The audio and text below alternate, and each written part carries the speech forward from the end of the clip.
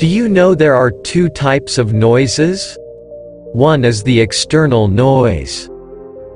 The second kind of noise is created in the mind. When there is external noise, we cannot hear properly.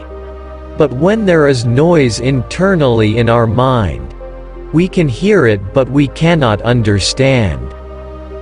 The external noise is not in our hands. But how should the state of our mind be? That is completely in our hands. But we are going through such an era, where people feel it is impossible to control our mind. And therefore, we have given the control of our mind to other people.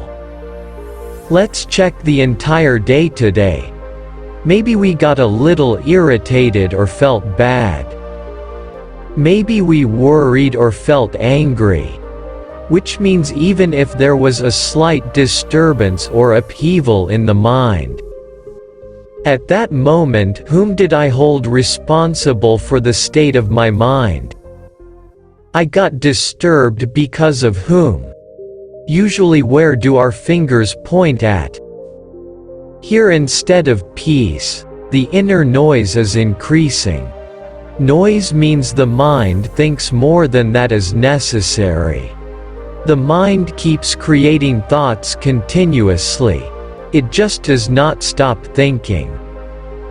It is fine that the mind doesn't stop thinking, but at least it should slow down thinking. Because when the mind overthinks, it gets tired.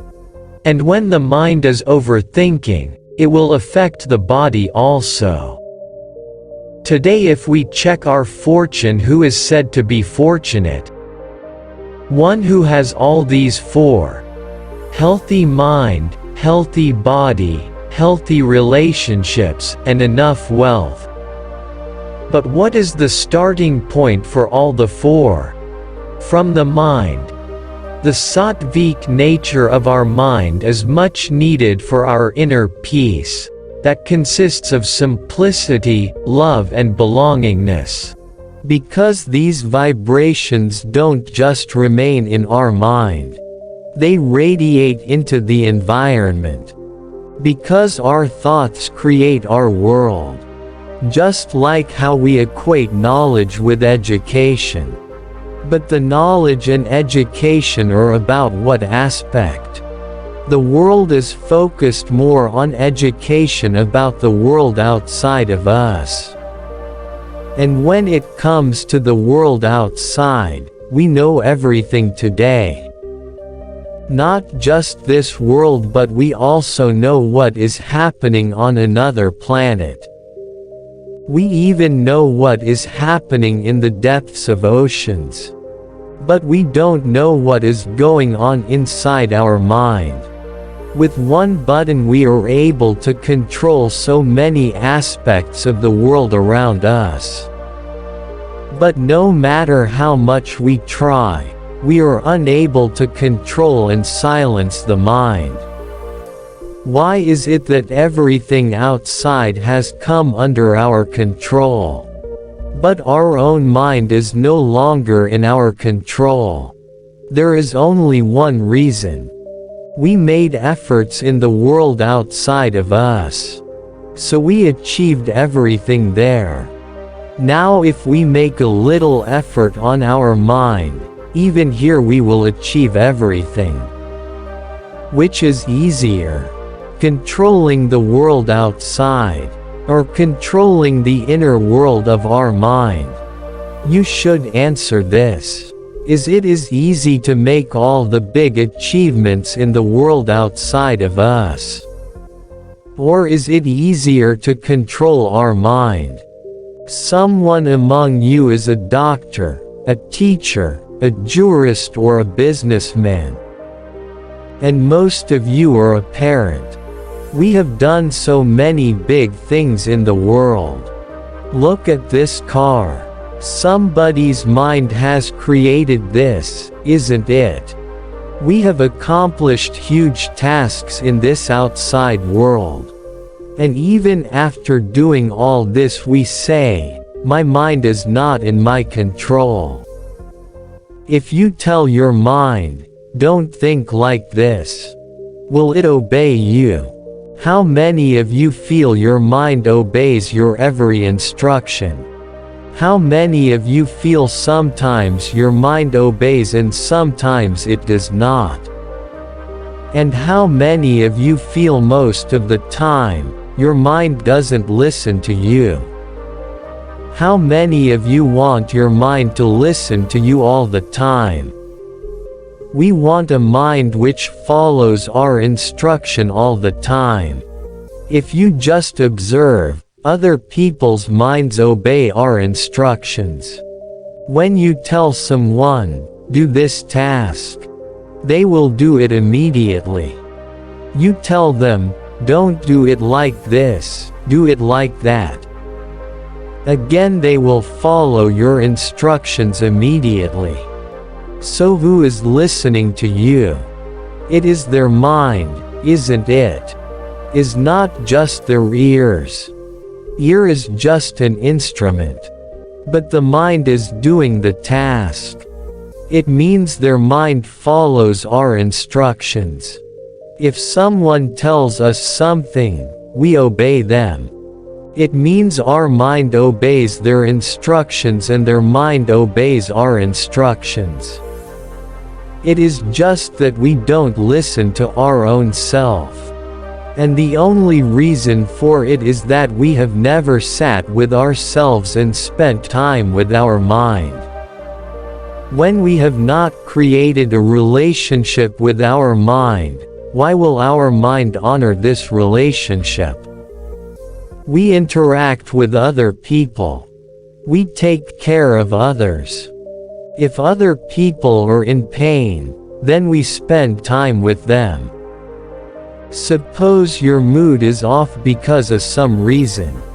Because your mood is off, your mind will start saying a few things. It complains about other people saying, he did this and she did that and they did something else. It starts making a lot of noise inside. Now I want my mood to become alright.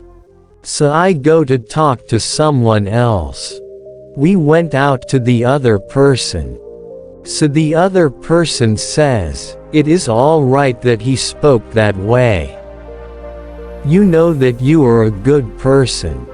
He anyway talks like that all the time. And then you will say, yes, that is right. I am a good person. Who do I want this validation from? Someone else. And when they tell me that I am good, my mood starts becoming alright. So I start feeling that someone else was responsible for my mood going off. And who will set it right once again? Someone else. So who has the remote control of my mind? Other people. At least here, let us not say that the remote control of our mind is with someone else. Even if the remote control of our mind is with someone else. How many people have it? How many people's behaviors or actions can take my state of mind either on top or to the bottom? Which means, how many people influence my state of mind? Count the number of people in your life. Close your eyes and check. Throughout the day, how many people's behaviors will either uplift my state of mind or bring it down? It means remote control is with other people. Remote control being with someone else doesn't mean throughout the day our mind is getting disturbed. We even feel good quite often. People just press one button and we feel sad. If someone tells us that we are looking good, immediately we feel elated. Because our remote control is with them. But after a few minutes if they come and tell you, no doubt you are looking good. But that person is looking even better. Then our state of mind will go down. The moment they compliment that the curry you made is extremely tasty, your mind gets uplifted. After that, if they say, "What you have cooked is excellent, but my mummy makes it even tastier," once again our state of mind goes low. Which means throughout the day it keeps going up and down. And when the mind keeps going up and down like that, it starts to feel tired. This is also knowledge. Like how we have knowledge of the world outside of us. Likewise, this is knowledge about our inner world. We are living with a very big illusion. The biggest illusion is that our state of mind is dependent on situations and other people's behaviors. Nobody taught us the right equation. Just close your eyes for a minute and question yourself. I will ask a question and you can answer. Close your eyes and don't look here and there. And feel these lines. The thoughts which are created in my mind throughout the day. My feelings. Thousands of thoughts are created in a single day. These thoughts which are created throughout the day. Who is the creator of my thoughts? Thoughts are arising one after the other continuously. Who is their creator? Am I the creator of my thoughts? Or does the world create my thoughts? Incident, situation, people, weather. Feel it. Don't think about what others say. Check and feel who creates your thoughts. When I wake up in the morning, my first thought. Then I look at the clock, my second thought. I checked the phone and saw a message, my third thought. Thought after thought after thought. Who creates our thoughts? Do we create them? Or situations create our thoughts? Who is the master of my mind? Now we have three options to check who creates our thoughts. First option is that I create my every thought. Second option is my thoughts are created based on whatever is happening around me. The third option is that sometimes I create my thoughts. And sometimes the situations around me create my thoughts. Which one do you think is right? Raise your hands. How many of you think I create my every thought? My every thought is created by the situations happening around. How many of you think that sometimes I create my thoughts and sometimes the world creates my thoughts? Those of you couldn't raise your hand for any of the three options, please raise your hand now.